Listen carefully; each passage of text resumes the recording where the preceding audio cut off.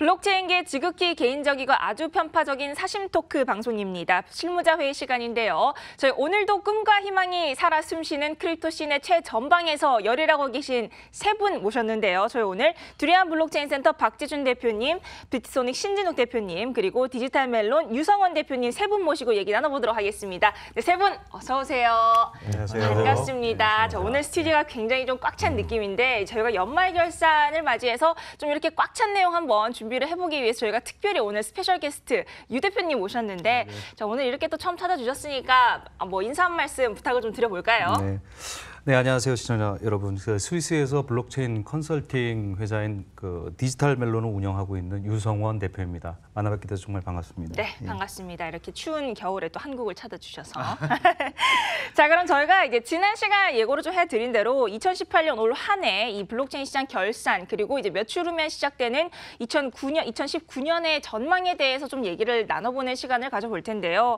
자, 올 한 해 이 시장 이슈에 대해서 짚어봐야 할 것들에 대한 키워드를 저희가 먼저 좀 확인을 하고 실무자 회의를 시작을 해보도록 하겠습니다. 자, 키워드 살펴주시죠. 자, 한국의 블록체인 첫 번째 키워드고요. 이어지는 키워드는 고난의 행군, 비트코인 가격 폭락 시작 패닉이라는 키워드도 있고요. 계속해서 손 놓은 정부, 규제 공백의 지속에 대한 키워드도 나와 있네요. 계속해서 살펴보시면 규제 공백의 보안 사기 사건 발생, 또 이어지는 키워드는 암호화폐 거래소들의 거래량 조작, 그리고 마지막으로 살펴볼 키워드는 글로벌 금융기관들 암호화폐 사업 진출이라는 총 7가지 키워드를 저희가 짚어보면 좋을 것 같습니다. 자, 우선 이렇게 저희가 총 7가지 키워드를 확인을 해봤는데 세 분 어떤 키워드에 가장 눈길이 가시는지 먼저 하나씩 좀 꼽아주시면 어떨까요? 저 먼저 시 대표님 여쭤볼까요, 제가? 아무래도 올해는 그 작년에 그 상승세에 비해서 그렇죠. 기대했었던 것보다 그 하락장들이나 고난의 행군이라고 표현되어 있는데 그 네. 부분이 이제 가장 인상적인 것 같습니다. 아무래도 그런 하락장에 따른 고난의 행군이 가장 좀 인상적이다라는 걸 짚어주셨고 유 대표님은 어떤 키워드가 가장 좀 눈길이 가시던가요? 저는 규제에 대한 정부 규제에 대한 키워드가 좀 눈길이 많이 갔습니다. 정부 규제에 대한 그럼 이쪽 얘기를 저희가 좀 기대를 해보도록 하겠습니다. 박 대표님은 어떤 키워드에 가장 눈길이 가셨나요? 예, 지금 이제 한국의 블록체인이라고 지금 키워드가 잡혔는데 사실 그 다른 어떤 나라보다 이 블록체인이나 암호화폐 관련해서 이 롤러코스터를 탔던 나라가 우리나라가 아닌가 싶어요. 그러니까 굉장히 이 거래량 면에서, 거래 규모 면에서 전 세계에서 가장 높은 트래픽을 기록도 했다가 또 갑자기 지금 추락해서 지금 이제 거래량이 굉장히 많이 줄었죠. 그렇죠. 그래서 지금 비중으로 따지자면 이제 메이저라고 우리가 뭐 그 단어를 많이 사용한다 그러면 거기서 좀 벗어나는 느낌? 그러니까 그런 면에서 우리 한국의 블록체인, 한국의 암호화폐 이 롤러코스터를 탔던 지난 한 1년간 이 얘기 한번 해보면 좋을 것 같습니다. 네, 그럼 말씀을 해주신 김에 저희가 본격적으로 한국의 블록체인이라는 키워드로 먼저 좀 본격적으로 얘기를 시작을 좀 해보면 어떨까 합니다. 그렇죠, 말씀을 해주신 대로 지난해 말 올 초부터 이어진 이 암호화폐 열풍의 중심 정말 한국이 있었다라고 해도 과언이 아니죠. 김치 프리미엄이라는 말이 사실 괜히 생겨난 게 아니거든요. 자, 후폭풍이 사실 지금까지도 어떻게 보면 좀 이어져 가고 있는데 자, 이런 부분 박 대표님이 정확하게 좀 짚어주시면 좋을 것 같아요, 대표님. 네, 지금 앞서 말씀드렸던 것처럼 이제 코인 가격이나 트래픽 면에서 또 사고도 있었고요. 뭐 사고는 근데 이제 한국에만 있었던 것이 아니기 때문에 우리나라만의 문제는 아니었던 것 같아요. 근데 이제 좀 재미있게 한번 말씀드려볼 만한 내용은 이 암호화폐 관련돼서 가장 선제적인 나라 그러면 이제 먼저 떠오르시는 게 아마 스위스, 일본. 일본은 이제 이제 거래소 같은 경우에 허가제였다가 이제 신고제로 바뀌어서 좀 더 거래소들이 많이 생겨나고 있는 그런 상황입니다. 그리고 이제 몰타나 에스토니아처럼 이제 신생이고 아직 규제가 만들어지지 않아서 좀 자유로웠던 또 그래서 이제 많은 이제 회사들이 프로젝트들이 찾았던 나라들이기도 하죠. 네. 이제 그런 거에 비하면 사실 규제가 강한 나라 중에 하나가 이제 중국이고 그 다음에 또 한국인 것 같아요. 이제 한국 같은 경우는 ICO도 금지돼 있었고요. 근데 이제 알고 보면 아직도 전 세계에서 암호화폐를 거래하는 비중을 따지자면 한국인이 30%라는 비중을 차지하고 있고 또 근로자 중에 30%는 또 암호화폐를 거래를 했거나 투자를 하고 있는 상황이고요. 이런 거 보면 이제 이걸 나쁘게 표현하면 이제 역시 이제 한국이 이제 투기에 있어서 많은 이제 트래픽을 보이는 거에 대한 이제 부정적인 시각도 좀 있죠. 결국은 투기 아니냐 이제 이런 얘기가 있었는데 사실 그렇게 바라보기보다는 새로운 기술이나 새로운 시장 형성에 있어서만큼은 한국이 좀 더 앞서 나가고 선제적으로 투자하고 손해를 보더라도 시장의 앞단계를 겪은 어떻게 보면 글로벌하게 전 세계에서 암호화폐 시장의 선제적인 시행착오를 겪은 나라가 한국이 아닐까 이렇게 한번 정리를 해보고 싶습니다. 그러네요. 다음 불장에 왔을 때는 좀 더 이 발전적인 모습의 어떤 한국 시장이 또 되기를 좀 기대를 해보겠습니다. 자, 아까 말씀을 하셨다시피 그렇죠. 이제 올 초부터 이런 암호화폐 열풍 속에 한국이 있었으나 사실 이런 대내외적인 악재가 겹치면서 어떻게 보면 이 블록체인 업계 고난의 행군이 또 시작이 됐는데 이 부분 아까 말씀을 해주셨다시피 저희 신 대표님께 좀 여쭤보도록 할 거예요. 이 부분에 대한 얘기를 좀 부탁을 드릴까요?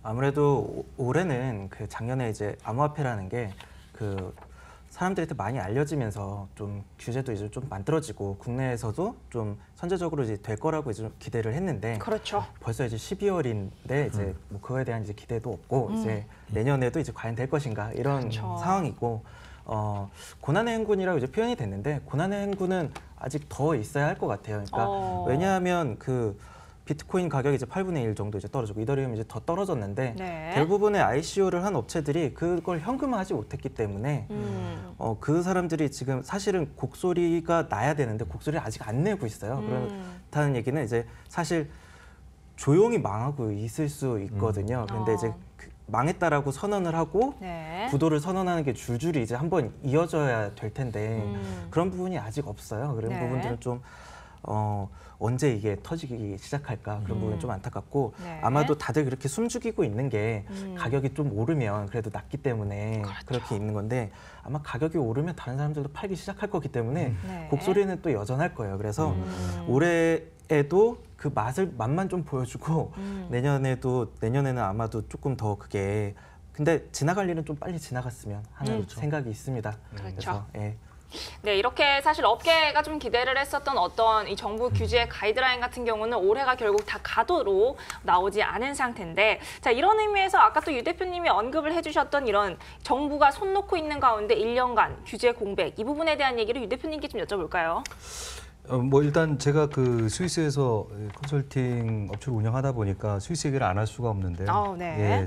예, 핀마의 경우, 즉 스위스 그 금융감독기관인 핀마의 경우에 올해 초에 그 토큰을 정의를 했죠. 유틸리티 토큰, 그다음에 시큐리티 토큰, 네. 또 페이먼트 토큰 이런 어떤 정의부터 일단 토큰의 정의서부터 국가에서 좀 정부에서 좀 만들어줘야 되는 상황이 있어야 되지 않을까. 왜냐하면 네.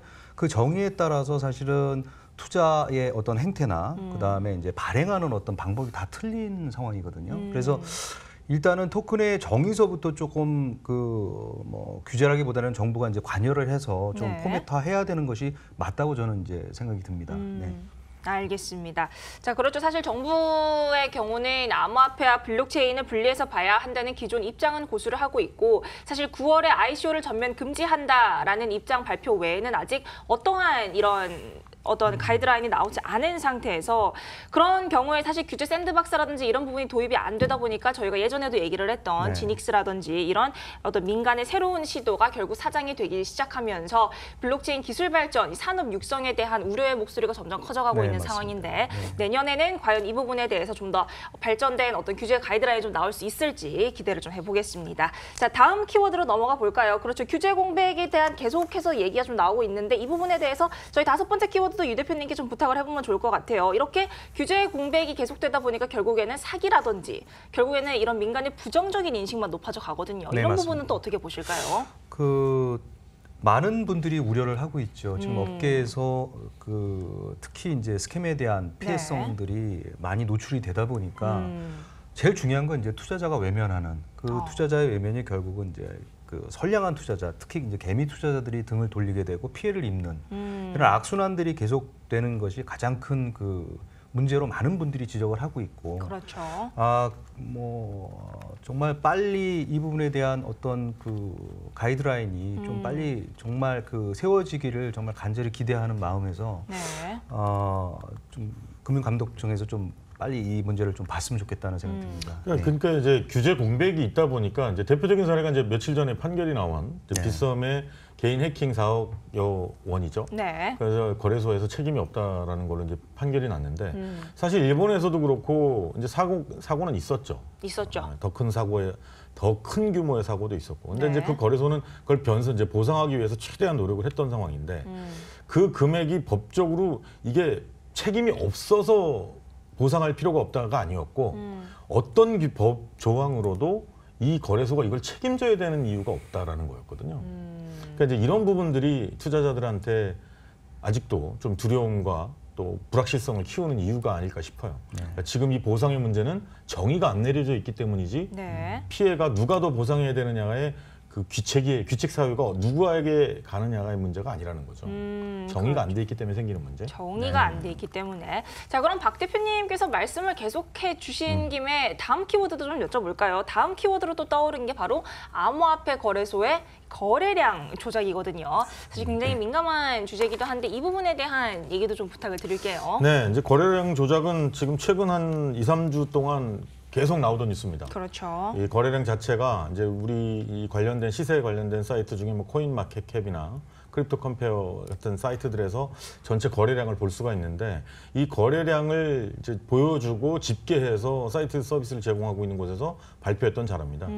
그래서 어떤 거래소, 대부분의 거래소들이 거래량을 조작하고 있다는 건데 근데 이 부분은 기술적으로 어디까지가 조작된 거래량이고 어디까지가 실거래량이냐 이 부분은 좀 논란의 여지는 있어 보입니다. 네. 그러니까 코인마켓캡에서 발표했던 거와는 좀 다르게 실제 데이터들을 검증할 필요는 있습니다. 근데 하나 여기서 이제 거래량이 늘 수밖에 이게 조작됐다라는 주장이 나올 수밖에 없는 이유가 뭐냐? 네. 처음에 거래량을 맞추기 위해서, 그러니까 이제 코인이 처음에 거래소에 리스팅 됐을 때 일정의 볼륨을 만들어야만 처음에 이 상장하고 나서의 이 가격 유지라든지 네. 또 코인 마케팅하는 차원에서 이런 몇 가지의 목적들이 있다 보니까 불필요하게 또는 나쁜 의도를 가지고 거래량을 만든 경우들은 분명히 있을 것 같습니다.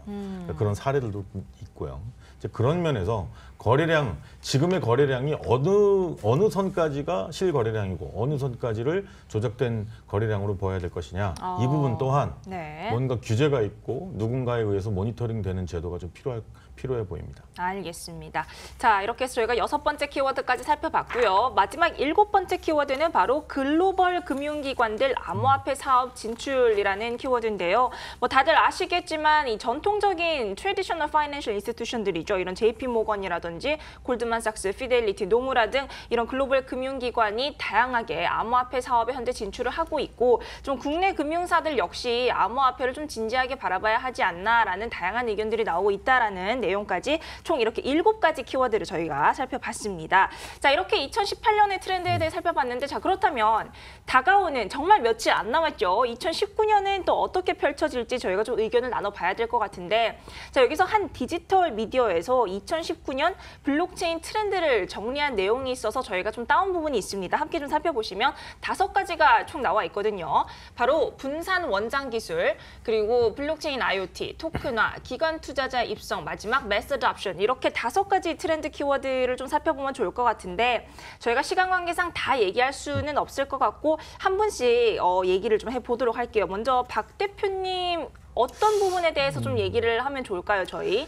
일단 지금 5가지 키워드 중에 이제 분산 원장 기술이 블록체인 아니었나 이렇게 보실 수 있을 것 같아요. 네. 근데 이제 이 부분이 하나의 키워드로 이제 내년 2019년에 화제가 될 만한 눈여겨보아야 되는 구분이라는 이유는 그러니까 기존에는 블록체인으로 모든 게 통틀어져 있거든요. 그러니까 이제 뭐 블록체인이라고 하면 암호화폐도 들어있고 분산 원장 기술이 뭐 블록체인이고, 근데 사실은 이게 조금 더 앞으로 더 세분화될 겁니다. 이 세분화되는 것들이 예를 들어서 하이퍼레저라든지 코다라든지, 그러니까 금융권에서 만든 체인의 경우에는 분산 원장 기술이라는 측면으로 발전이 될 것이고, 또 이제 삼성이나 이제 이 하이퍼레저, 리눅스 제단에서 이끌고 있는 이쪽 프로젝트에 들어가 있는 경우는 뭐 축산물이라든지 농수산물 또는 물류 관련된 이력을 관리하는 블록체인이다 보니까 그쪽은 또 다른 용어로 발전해 나갈 가능성이 또 있고요. 그렇다 보니까 지금 이거는 분산 원장 기술이 화제의 키워드라기보다 블록체인이 더 세분화되고 더 세분화된 항목만큼 전문화돼서 발전될 것이다. 이렇게 보시는 게 맞을 것 같고요. 근데 두 번째 하나 더 얘기 드린다면 블록체인 IoT인데요. 이제 지금 IoT 하면 뭐 코인으로 떠오르시는 코인들이 몇 가지 있을 겁니다. 이제 그런 코인들뿐만 아니라 이 블록체인 프로젝트, 그러니까 암호화폐 ICO를 진행했던 프로젝트들 중에 그 프로젝트들 중에 여러 가지가 있죠. 근데 이제 IoT를 표방하고 있는 코인들이 우리나라 국산 코인도 있고요. 또 해외에 나와 있는 코인들도 있습니다. 근데 이게 먼저 지금 이제 STO가 이제 최근에는 가장 화제가 되고 있는데 사실 중요한 건 유틸리티 코인이라고 제가 지난번에도 한번 말씀을 드렸는데 지금 가장 유틸리티 코인이 실생활에서 적용이 돼서 피부로 한번 경험하게 될 것이 저는 IoT라고 보거든요. IoT 관련돼서. 왜냐하면 기기 간 데이터 거래, 우리 집에서 생산되고 있는 데이터, 또 어떤 특정 시설, 또 내가 이용하고 있는 서비스, 모든 데이터 거래에서 사람이 직접 거래하는 것이 아니라 데이터, 기기 간, IoT 기기 간 거래가 실현될 때 또 다른 굉장히 큰 생태계가 저는 생길 거라고 예상이 되거든요. 이제 그런 부분에서 이 5가지 키워드 중에서는 그렇게 2가지, 블록체인 IoT와 분산 원점 기술 및 좀 더 세분화해서 발전될 블록체인의 세계, 이렇게 정리하면 좋을 것 같습니다. 네, 이렇게 박 대표님은 분산 원장 기술 그리고 블록체인 IoT에 대한 키워드를 꼽아서 얘기를 해주셨는데, 자 그렇다면 토큰화에 대한 키워드는 제가 신 대표님께 좀 여쭤볼까 하는데, 대표님 토큰화에 대한 부분 어떻게 저희가 내년 트렌드로 또 얘기를 좀 해볼 수 있을까요? 내년 트렌드라고 이야기하기에는 왠지 작년에도 똑같은 그렇죠. 이야기를 했을 것 같긴 그렇긴 한데, 해요, 사실. 네, 근데 뭐 아마도 뭐 조만간 온다. 올해 안 왔으면 내년에 오고 내년에 안 오면 내후년에 올 것 같아. 아주 근 미래의 일인 것 같아요. 네. 토큰화라는 건 결국에 저희가 계속 얘기했었던 뭐 STO나 뭐 이런 것과 이제 연관이 이제 크다고 이제 생각이 돼요. 그래서 그렇죠. 앞으로 뭐 부동산이든 뭐 각종 자산에 대해서 토큰화돼서 저희가 뭐 비트코인 나눌 때 사토시 단위 0.소수점 8자리까지 다 나누듯이 네. 모든 자산을 분산해서 그 사람들이 소수점까지 다 나눠서 가질 수 있고 네. 또 누가 갖고 있는지도 알 수 있고 뭐 그렇죠. 물론 어떤 기술이냐에 따라서 누가 가지고 있는지 모르게 만들 수도 있겠죠. 그렇죠. 그런 것들이 이제 적용되게 되면은 부동산 거래도 너무 이제 쉬워질 것이고 미술 작품의 일부를 내가 소유하는 것만 해도 너무 좋을 것 같고요. 그렇죠. 그런 세상이 이제 오기를 이제 간절히 이제 바라고 내년에 이제 트렌드가 아니라 이제 내후년에 이거 트렌드가 아니라 올해 이루어졌습니다라고 할 수 있는 그 날이 왔으면 참 좋겠다는 생각이 듭니다. 네. 그렇죠. 자, 나머지 키워드는 이제 기관 투자자의 입성. 그렇죠. 저희가 아까도 말씀을 해드렸지만 어떤 이제 트래디셔널 기관들의 산업에 뛰어드는 진출도 다양해지고 있지만 이제 내년에는 좀 기관 투자자의 입성을 기대해볼 만하지 않나라는 게 아무래도 이제 미국 SEC라든지 다양한 국가에서 이제는 암호화폐에 대한 규제 가이드라인이 어느 정도는 윤곽을 좀 드러나고 있는 상황에서 커스터드 서비스라든지 이런 기관이 좀 진입하기에 괜찮은 인프라가 좀 설치가 되게 되면서 내년에는 좀 기관 투자자의 입성을 기대해 볼 만하지 않나라는 얘기가 나오고 있죠. 실제로 이제 리스크 매니지먼트 차원에서 어떻게 살펴보면 사실 디지털 자산의 이제 대체 가능성이라든지 이런 부분도 상당히 각광을 받고 있기 때문에 내년에는 어떻게 좀 기관 투자자의 입성을 바라봐도 괜찮지 않나라는 게 4번째 키워드로 저희가 살펴볼 것 같고요. 마지막 키워드는 바로 매스 어답션, 대규모의 상용화 혹은 뭐 블록체인의 유스케이스의 확산이라고도 얘기를 해드릴 수 있을 것 같은데, 사실 이제 올해 같은 경우는 블록체인 기술이 다양한 산업군에 이렇게 접목이 돼서 뭔가를 해보자 하는 시도들이 굉장히 많았던 한 해가 아니었나 하는 뭐 그런 생각이 듭니다. 사실 이제 기존에 있었던 침체된 산업에 이 블록체인 기술이 접목이 되면서 산업이 뭔가 되살아날 수 있었다는 것 자체로서도 사실 블록체인 기술이 주는 의미가 있었던 한 해였다고 생각을 하는데, 이제 내년에는 이제 다양한 산업군에 실제로 블록체인 기술이 접목이 돼서 이런 유스케이스의 확산이 조금 더 이뤄질 수 있는 한 해가 되면 좋지 않을까 하는 그런 생각을 해봅니다. 이렇게 총 저희가 블록체인 5대 트렌드 키워드에 대해 살펴봤는데, 자 이번에는 이 포브스에서 선정한 또 2019년 암호화폐 4대 트렌드가 있다고 해서 저희가 좀 정리를 해봤습니다. 자, 첫 번째는 STO 시장의 도래고요. 두 번째는 대체 자산 클래스의 부상. 세 번째는 새로운 비즈니스 모델의 등장, 그리고 네 번째는 하이브리드 모델 주목이라는 총 4가지 트렌드인데, 자, 이 중에서 저희가 아무래도 STO에 대한 얘기를 하지 않고 넘어갈 수가 없겠죠. 그런 의미에서 아무래도 유 대표님 같은 경우는 또 스위스에서 컨설팅을 하고 계시니까 이 부분에 대해서 굉장히 하실 말씀이 많으실 것 같아요.